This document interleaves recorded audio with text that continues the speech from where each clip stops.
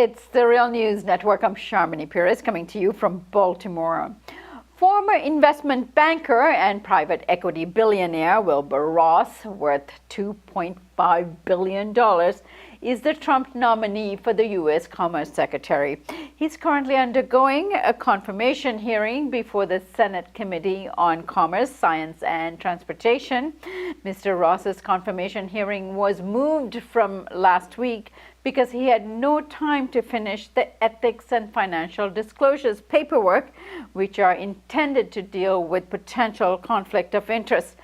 Those documents were ultimately released on Tuesday. The Wall Street Journal reports that Wilbur Ross played a central role in shaping the U.S. steel industry, and with help of tariffs imposed by then-President George W. Bush.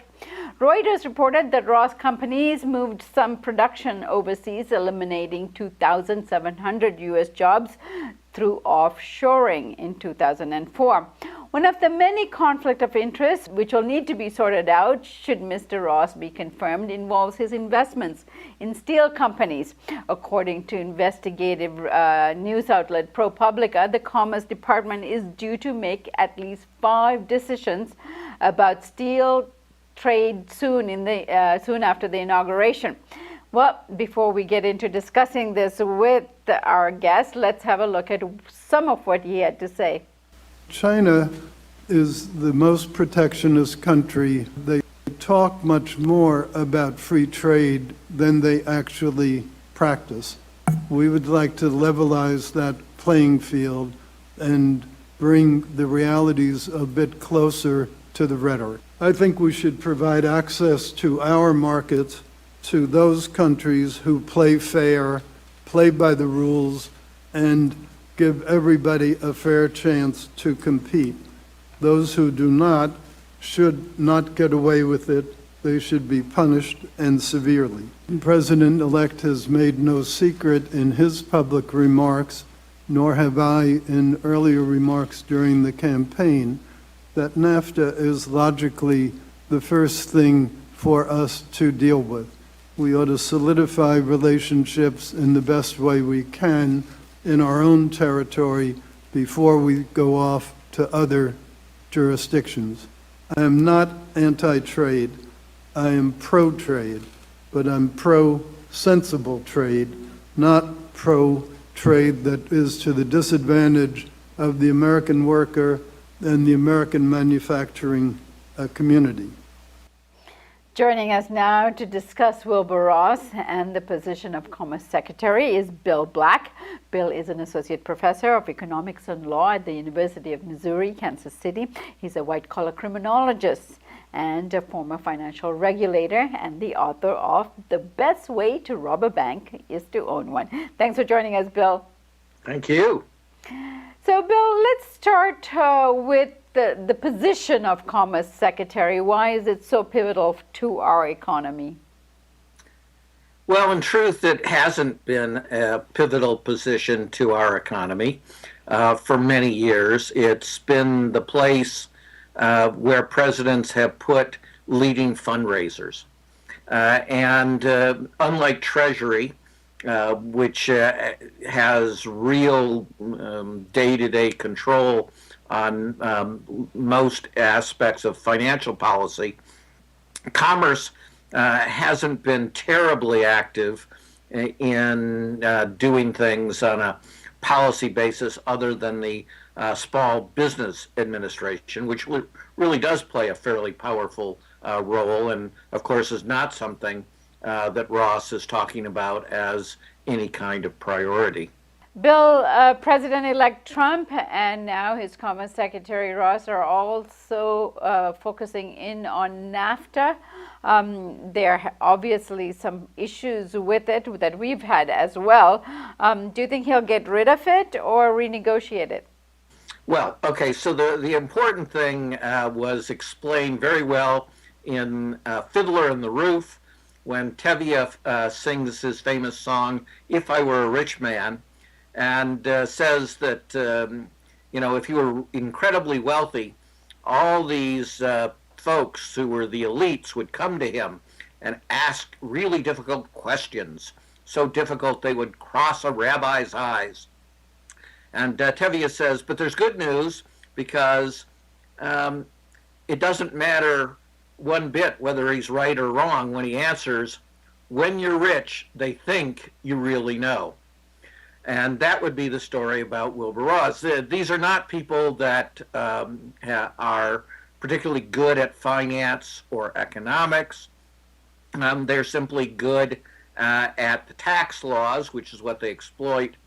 Ross runs, as you said, a firm that outsources net U.S. jobs and is a infamous vulture fund in the United States after the financial crisis, but particularly in Ireland, where he's made much of his money in recent years.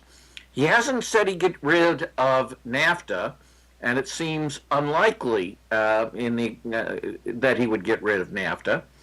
Although you can say this for Trump, he did campaign against the trade deals, and he has put the most anti-trade folks in the key positions of any administration for probably over 45 years.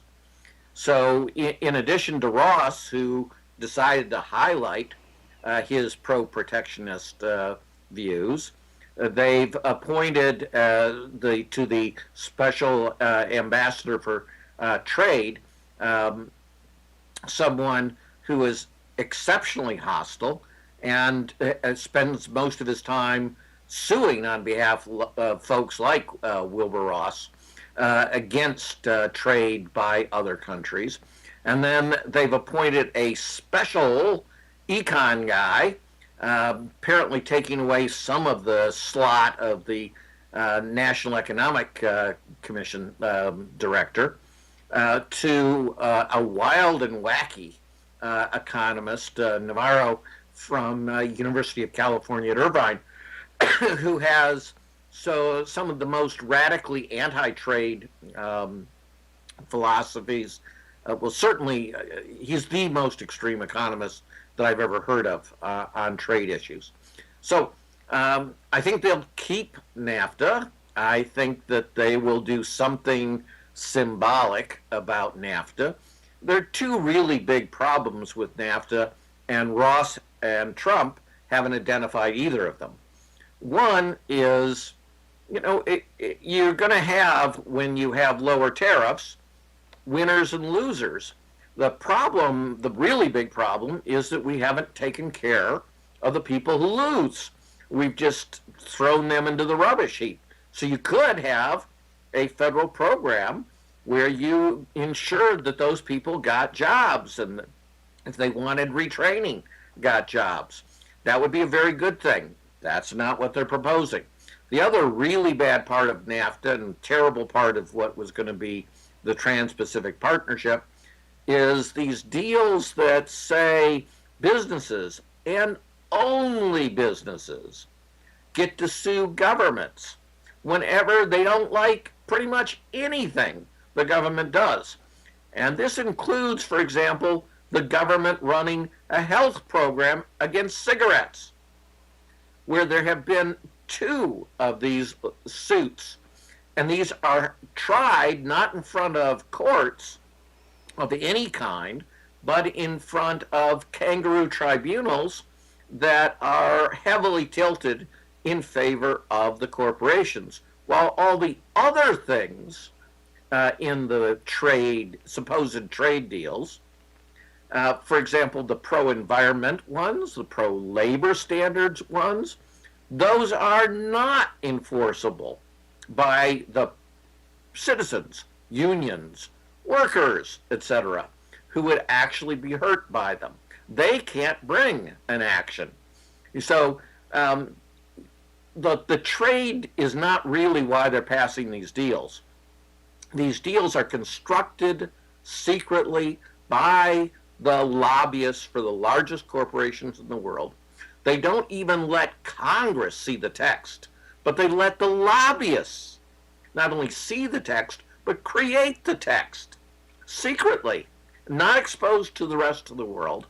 And what they always want is this ability to sue to prevent any kind of effective safety and health regulation.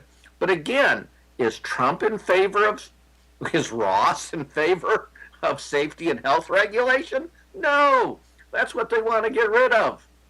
So they will do the worst things on trade when they could have done the best things on trade.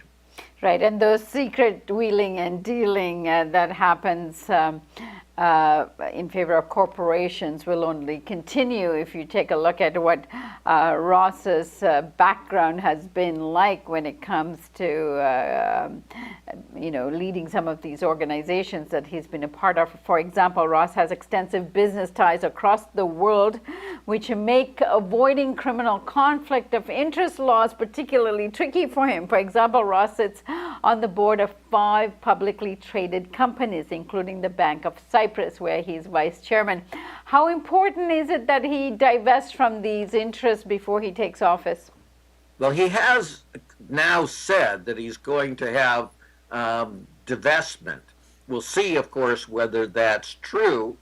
But as you said, the Republicans were all set to confirm him without even the most basic disclosures of conflicts of interest that Republicans have insisted in the past, when it was a Democratic president, should be hyper due diligence reviewed. Here, they were going to do no disclosure, no review, and of course, this will be the first president in modern times who has not disclosed his massive conflicts of interest and who is not ending his massive conflicts of interest, as we talked about in a prior interview, this phony trust and violation of even constitutional prohibitions about receiving funds commercially from foreign governments while he's president. And Bill, finally, what do you think of his little nab there about China not playing fair in terms of trade deals? And I guess that raises the question, have we been playing fair? Well, clearly the Trump administration loves all things Russian and is hostile to all things Chinese. The Chinese do play a number of games. So does the United States. So does Russia. So do the Japanese still.